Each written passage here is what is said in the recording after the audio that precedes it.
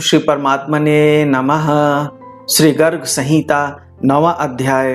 श्री नारद जी कहते हैं, राजन, एक समय की बात है, श्रेष्ठ मथुरापुरी के परम सुंदर राजभवन में गर्ग जी पधारे। वे ज्योतिष शास्त्र के बड़े प्रामाणिक विद्वान थे। संपूर्ण श्रेष्ठ यादवों ने सूरसेन की इच्छा से उन्हें अपने पुरोहित के पद पर प्रतिष्ठित किया था। मथुरा के उस राजभवन में सोने के किवाड़ लगे थे। उन किवाड़ों में हीरे भी जड़े गए थे। राजद्वार पर बड़े बड़े गजराज झूमते थे। उनके मस्तक पर झुंड के झुंड भौरे आते और उन हाथियों के बड़े बड़े कानों से आहत होकर गुंजारों करते हुए उड़ जाते थे। इस प्रकार वह राजद्वार उन भ्रमरों के नाद से कोलाहल पूर्ण हो रहा था। गजराजों के गंड स्थल से निर्झर की भांति झरते हुए बद की धारा से वह स्थान समावृत था। अनेक मंडप समूह उस राज मंदिर की शोभा बढ़ाते थे। बड़े बड़े उद्भट वीर कवच, धनुष, ढाल और तलवार धारण किए राजभवन की सुरक्षा में तत्पर थे। रथ, हाथी, घोड़े और पैदल इस चतुरंगिणी सेना तथा मांडलिकों की मंडली द्वारा भी वह राज मंदिर सुरक्षित था। मुनिवर गर्ग ने उस राजभवन में प्रवेश करके इंद्र के सदृश उत्तम और ऊंचे सिंहासन पर विराजमान राजा उग्रसेन को देखा।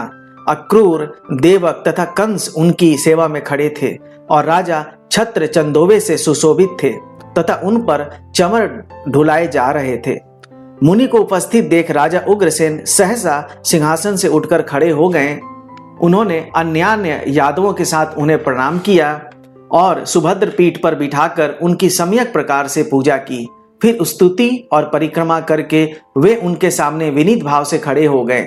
गर्ग मुनि ने राजा को आशीर्वाद देकर समस्त राज परिवार का कुशल मंगल पूछा। फिर उन महामना महर्षि ने नीतिवेता यदुश्रेष्ठ देवक से कहा। श्री गर्ग जी बोले, राजन, मैंने बहुत दिनों तक इधर उधर ढूंढा और सोचा विचारा है। मेरी दृष्टि में वसुदेव जी को छोड़कर भूमंडल के नरेशों में दूसरा कोई देवकी के योग्य वर नहीं है। इसलिए नरदेव वसुदेव को ही वर बनाकर उन्हें अपनी पुत्री देवकी को सौंप दो और विधि पूर्वक दोनों का विवाह कर दो। श्री नारद जी कहते हैं, मिथिलेश्वर गर्ग जी के उक्त आदेश को ही शिरोधार्य करके समस्त धर्मधारियों में श्रेष्ठ श्री देवक ने सगाई के निश्चय के लिए पान का बीड़ा भेज दिया और गर्ग जी की इच्छा से मंगलाचार का संपादन करके विवाह में वसुदेव वर को अपनी पुत्री अर्पित कर दी। विवाह हो जाने पर विदाई के समय वसुदेव जी घोड़ों से सुशोभित अत्यंत सुंदर रथ पर सुवर्ण निर्मित एवं रत्नमय आभूषणों की शोभा से संपन्न नववधू देवक राज कन्या देवकी के साथ आरूढ़ हुए। वसुदेव के प्रति कंस का बहुत ही स्नेह और कृपा भाव था।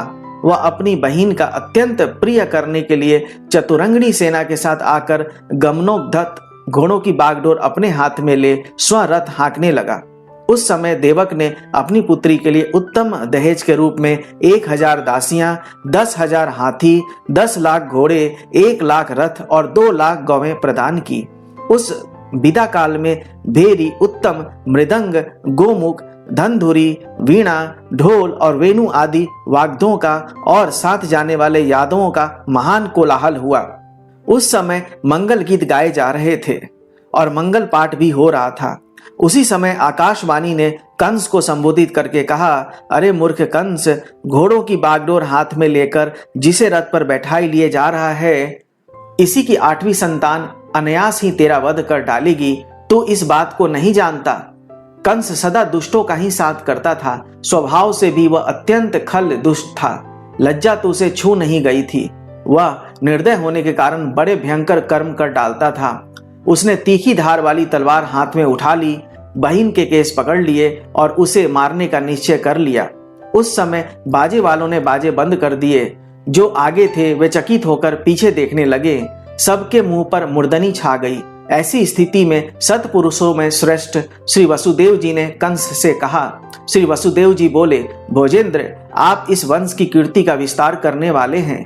भौमासुर, जरासंध, बकासुर, वत्सासुर और बानासुर सभी योद्धा आपसे लड़ने के लिए युद्ध भूमि में आए, किंतु उन्होंने आपकी प्रशंसा ही की। वे ही आप तलवार से बहन का वध करने को कैसे उद्यत हो गए? बकासुर की बहन पुतना आपके पास आकर लड़ने की इच्छा करने लगी, किंतु आपने राजनीति के अनुरूप बर्ताव करने के कारण स्त्री समझकर उसके साथ युद्ध नहीं किया। उस समय शांति स्थापना के लिए आपने पूतना को बहन के तुल्य बनाकर छोड़ दिया, फिर यह तो आपकी साक्षात बहन है। किस विचार से आप इस अनुचित कृत्य में लग गए? मथुरा नरेश, यह कन्या यहाँ विवाह के उस शुभ अवसर पर आई है। आपकी छोटी बहन है, बालिका है, पुत्री के समान दयनीय, दया पात्र है। यह सदा आपको सद्भावना प्रदान करती आई है, अतः इसका वध करना आपके लिए कदापि उचित नहीं है। आपकी चित्त वृत्ति तो दीन दुखियों के दुख दूर करने में ही लगी रहती है। श्री नारद जी कहते हैं, राजन, इस प्रकार वसुदेव जी के समझाने पर भी अत्यंत खल और कुसंगी कंस ने उनकी बात नहीं मानी।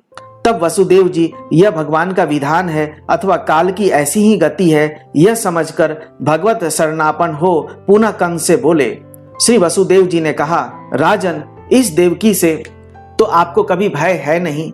आकाशवाणी ने जो कुछ कहा है उसके विषय में मेरा विचार सुनिए। मैं इसके गर्भ से उत्पन्न सभी पुत्र आपको दे दूंगा, क्योंकि उन्हीं से आपको भय है, अतः व्यथित न होइए। श्री नारद जी कहते हैं, मिथिलेश्वर, कंस ने वसुदेव जी के निश्चय पूर्वक कहे गए वचन पर विश्वास कर लिया, अतः उनकी प्रशंसा करके वह उसी क्षण घर को चला गया। इधर वसुदेव जी भी भयभीत हो देवकी के साथ अपने भवन को पधारे। इस प्रकार श्री गर्ग संहिता में गोलोक खंड के अंतर्गत नारद बहुलाश्व संवाद में वसुदेव के विवाह का वर्णन नामक 9वां अध्याय पूरा हुआ। श्री राधा कृष्ण जी की जय हो।